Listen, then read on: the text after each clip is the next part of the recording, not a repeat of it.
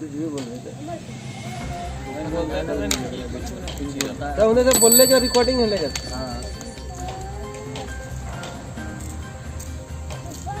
जी आपका नाम बताएंगे? मदन कुमार रावानी। जी कौन सा गांव है ये? हिजुकिता गांव है। कौन सा प्रखंड? बुआरी जोर। जी आप लोग का समस्या क्या है?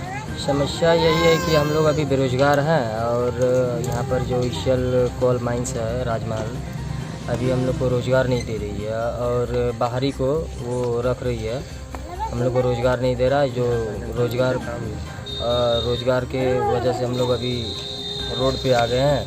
अब ज़मीन भी हम लोग का ले लिया है, अभी तक हम लोग को रोज़गार नहीं मिल पाया। यही समस्या है कि हम लोग को रोज़गार दे। तो आप लोग अभी तक रोजगार का जो मांग कर रहे हैं, तो क्या कुछ इसमें पढ़े लिखे भी हैं या फिर अनपढ़ भी हैं? नहीं, पढ़े लिखे भी हैं हम लोग। कुछ किसी का डिग्री है, अच्छा कोई बीटेक किया है, कोई ग्रेजुएशन है, बहुत कुछ है।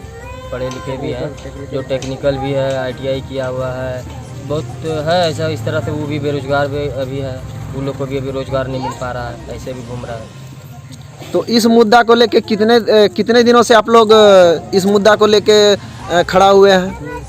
समथिंग वही 2 साल 2.5 साल हो गया है, अभी तक चल ही रहा है। हम लोग का डिमांड चलते रह रहा है, मतलब हम लोग को मिल नहीं पा रहा। आश्वासन ही आश्वासन दे रहा हम लोग को, ईशल प्रबंधक दे रहा है और कुछ नहीं। ईसीएल प्रबंधक द्वारा आप लोग को आश्वासन ही दिया जा रहा है और आप लोगों को कोई रोजगार अभी तक मुहैया नहीं करवाया गया है। यानी आप लोग पूरी तरह से अभी बेरोजगार हैं।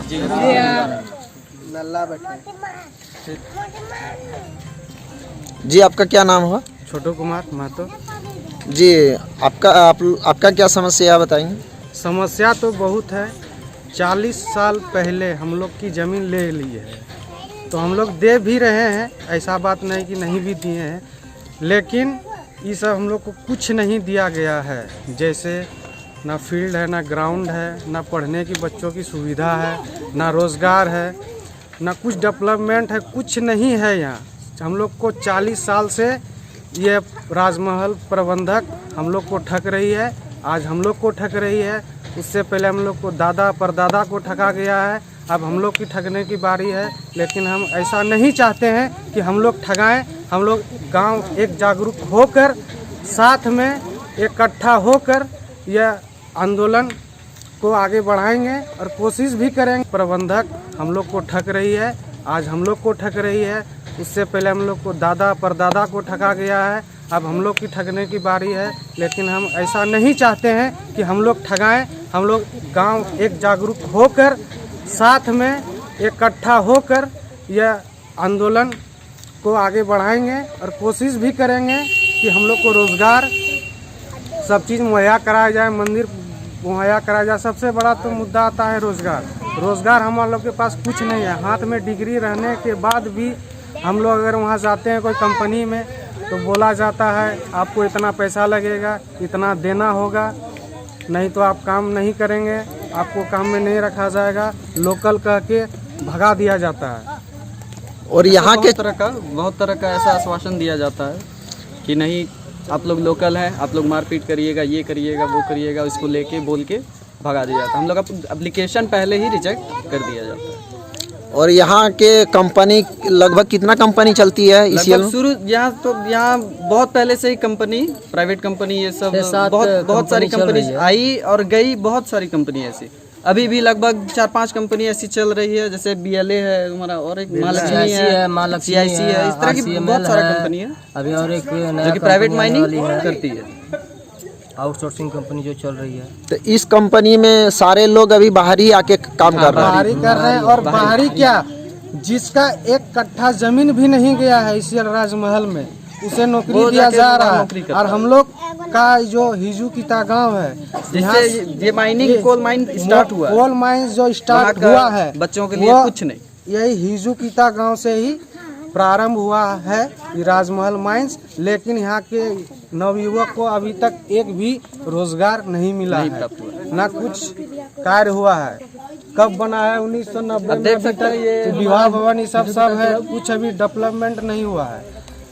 1991 में बना है। इसके लिए हम लोग जागरूक हुए हैं। लड़ाई लड़ेंगे जब तक होगी साहस, तब तक लड़ेंगे। देखते हैं पीसीएल क्या करती है। ये क्लब 1990 में ही बना है, 90-91 में।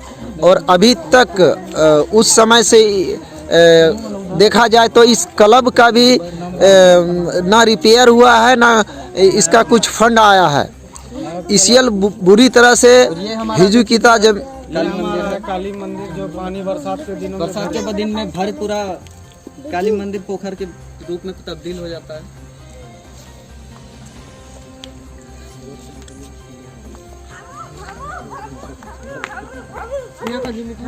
यही समस्या है कि सबसे बड़ी समस्या यहाँ बेरोजगार, जो कि आज से नहीं बहुत सालों से चल रही है।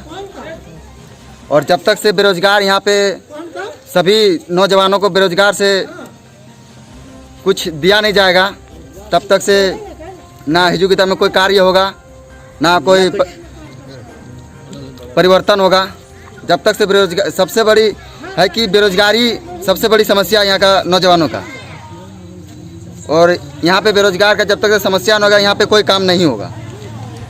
यानी आपका कहना यह है कि जब तक नहीं बेरोजगारी हिजुकिता के नौजुवक को मिलेगा, तब तक ईसीएल प्रबंधक कोई कार्य नहीं करेगी। हाँ, और कार्य करेगी तो सबसे पहले रोजगार दिया जाएगा, इसके बाद ही कोई कार्य होगा, इसके बाद ही डेवलपमेंट होगा यहाँ पे।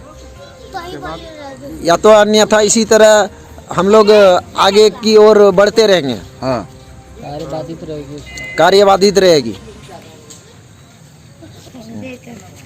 मैं उमेश कुमार महतो, हिजुकिता के निवासी हूँ, बुआरीजोर प्रखंड के। ईसीएल हमारी ज़मीन अभी कुछ ही ज़मीन बचा हुआ है, बाकी सारा ज़मीन तो डंप करके छोड़ दिया है। और ईसीएल अभी जो भी बचा हम लोग का ज़मीन में जबरन बुलडोजर चला देता है। और अभी हम लोग सबसे पहले तो पूरी तरह से बेरोजगार हैं, और जो भी उस ज़मीन में हम लोग उपजा कर रहे हैं, उस ज़मीन को भी आज बुलडोजर लेके ईसीएल द्वारा उसको पस्त किया जा रहा है। ऐसा कर दे रहा है कि हम लोग कभी ना उपजा कर पाएंगे, ना उसका कुछ फ़ायदा ले पाएंगे। और पूरी तरह से यहाँ का नौजुवक जो है पूरा बेरोजगार पड़ा है, पढ़ लिख के बेरोजगार है। और जब भी अगर मजदूरी करने के लिए भी जाता है तो मजदूरी भी यहाँ नहीं मिलता है, क्योंकि कुछ है ही नहीं, तो मजदूरी कहाँ करने जाएगा, आखिर कहाँ जाएगा करने के लिए। रोड पे भी आजकल ठेकेदार द्वारा काम किया जाता है। अगर वहाँ ठेकेदार द्वारा भी काम किया जाता है तो 1 महीना 2 महीना में इस तरह में पेमेंट किया जाता है। आखिर 1 महीना क्या करके खाएगा आदमी? यहाँ सारा चीज़ खरीद के खाते हैं आदमी। यहाँ के ग्रामीण को कुछ सुविधा है ही नहीं जो अपना पोषण पालन कर सके। ये पूरी तरह से हिजुकिता की ज़मीन को आज से लगभग 40 साल पहले से ज़मीन को ले चुकी है ईसीएल प्रबंधक।